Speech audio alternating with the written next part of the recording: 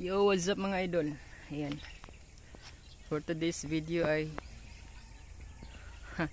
buhay minero. Ayan. So wala muna tayong upload sa bird hunting mga idol. Kanya-kanyang buhay muna kami ni Karen Zerone at kanila Master Hapon, Master Rabang. Yan, mega love shout out sa kanila.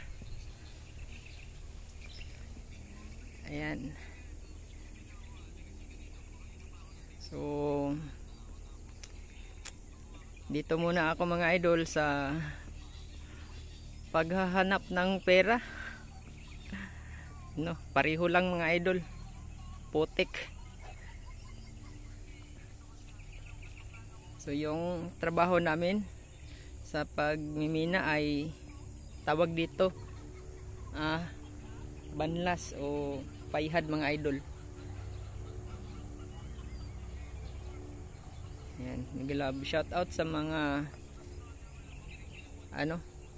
gold digger, no? Mamulawanay ba kung salitang Bisaya, mamulawanay ana. Diri surface ra mga idol ang ginakuha. Hindi tulad ng iba talaga, no, tunnel, naghuhukay sa ilalim. So ito nasa ibabaw lang. So ito yung margaha.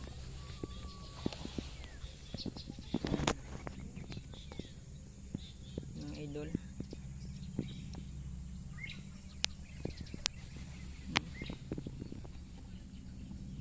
Puti.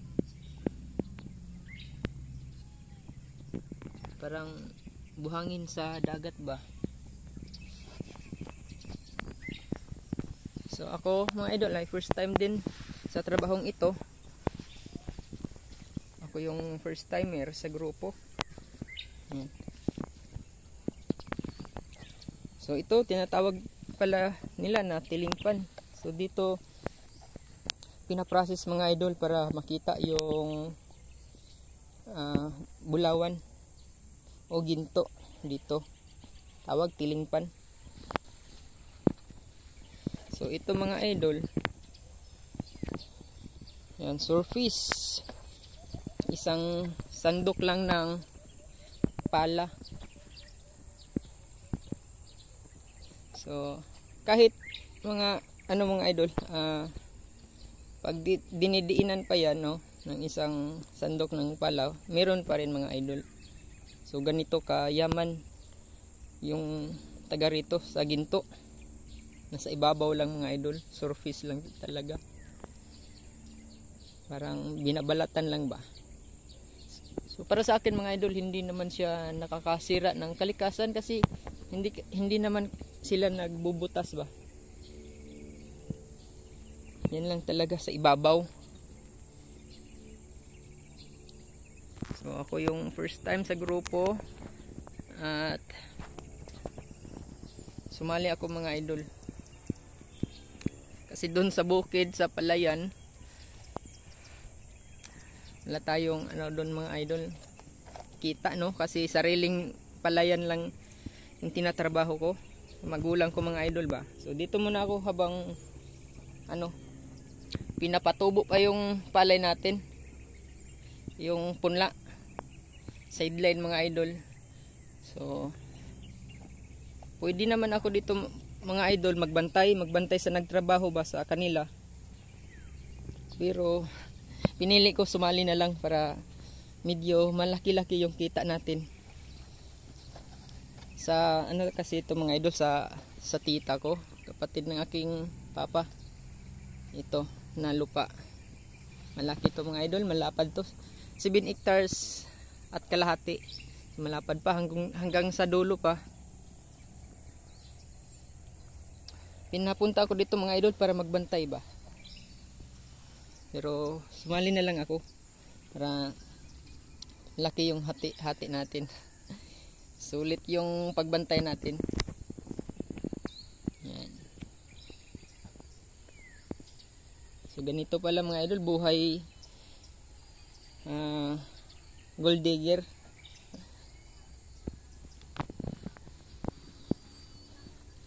So okay naman, mahirap na masaya masaya kahit mahirap yung trabaho, mabigat kasi mga idol, binubuhat para dito ba, dalhin dito. Pero walang gutom mga idol, walang gutom kasi yung tita ko, kaniyang asawa yung nag finance.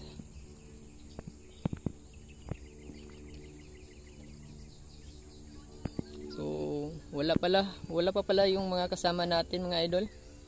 Kami pa lang dito, 3 at 6 kami na tao nagtatrabaho dito. Ika-6 ako. So yung 3 wala pa. At sana no trabaho kami ngayon para hindi ano ba yung araw ba sayang. Kasi balita ko yung isang kasama namin ano daw, nasa ospital yung kaniyang asawa at hindi siya makakasama sa trabaho ngayon. So bali 5 lang kami, pero yung dalawa wala pa. So paki-suporta mga idol yung vlog natin ngayon na wala muna tayong bird hunting. Solo flight muna, kanya-kanyang buhay kami ni Karenjeroni. So sa mga bago pa sa aming channel, like and subscribe mga idol bilang suporta sa aming walang kabuluhang vlog. Pero salamat mga idol no, kasi kahit konti lang tayo sa ating channel, meron pa rin talagang solid na sumusuporta sa amin. So soon, tiwala lang, upload lang mga idol, baka mapansin din tayo ni YouTube. So ito yung hose mga idol. Dito kinukuha namin yung tubig at ginagamitan pala ng makina mga idol. Sa mga bago lang ha, sa hindi pa nakakaalam kung anong pamamaraan sa pagmimina ba. Ito ginagamitan to ng tubig mga idol para yung lupa putik maagos dun ba. Yan. So dito namin linalagay yung stock lupa para ma-process. So ito may linalagay dito mga idol. Ito carpet. Yung sa paa mga idol. Yan. Diyan yan linalagay. Yan. Hanggang doon. Para masala yung hinahanap natin na ginto. Tapos pag makaprocess na, isang process, kasi bawat process nito mga idol, 50 yung bukag tawag sa amin. Pag may 50 ka na bukag na lupa, yan pinaprocess na yan mga idol. Nakaumbok na yan dito. At yan, saka pinapagpag namin yung yan. Basahan ba yan idol? Basta carpet no? Inalatag namin yan. So yun. Inalagay na din sa langgana. Tapos yan dyan binibiring yan. Binibiring. So yan bali saan yung ayan. Ito yung makina gamit namin. Yan yung makina. Bali dalawa yung makina gamit namin mga idol. Nandun sa pinaka source talaga ng kinukunan namin ng tubig. Doon sa malaking tubod. At dito bumabagsak yung tubig galing doon sa main source. Tapos ito na makina, ito naman yung humihigop na sa tubig papunta dito sa ating tawag payhad.